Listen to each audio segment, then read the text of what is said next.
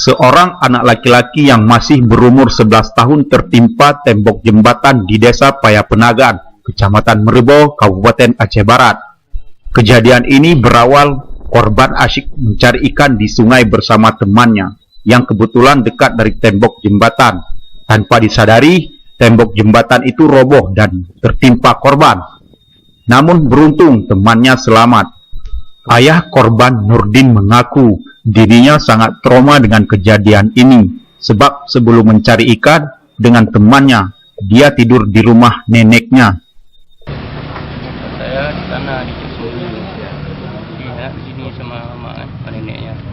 Oh, di tempat neneknya. Di sini ya. Jadi enggak tahu. Ya. Dijemput sama ponakan saya kan. Ya. Sana bilang anak Kail udah ditimpa semen di rumah sakit sekarang ya. Rumah sakit dia bilang dia udah bawa pulang.